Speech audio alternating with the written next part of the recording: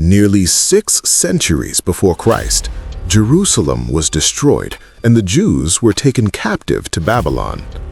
Decades later, Persia conquered Babylon. King Cyrus allowed the Jews to return home, but many stayed in the great Persian capital of Susa. Among them was a young Jewish orphan named Hadassah, known by her Persian name, Esther. She was raised by her cousin Mordecai, a man who refused to bow to Haman, the king's powerful advisor.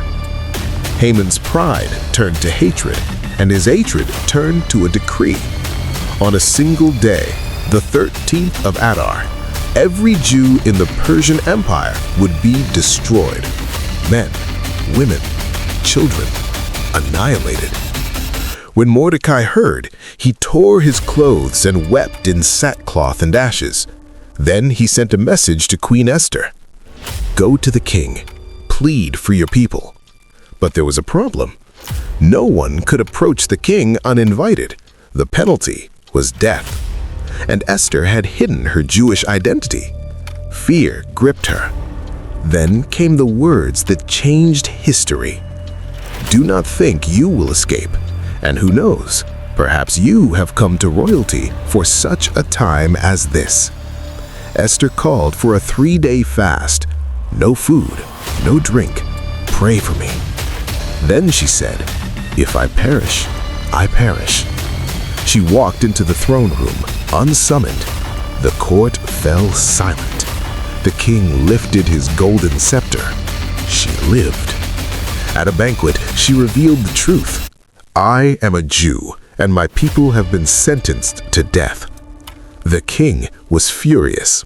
Haman, the architect of genocide, was executed on the very gallows he built for Mordecai.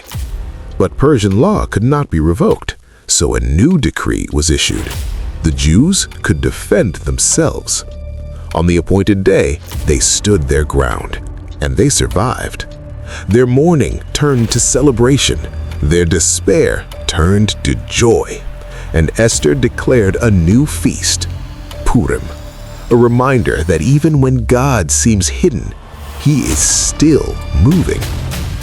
Because this is the story of Esther, a girl taken from obscurity, a queen placed in power, a woman who risked everything to save her people. When fear said stay silent, faith said step forward. And maybe you are where you are for such a time as this. Your moment might be closer than you think.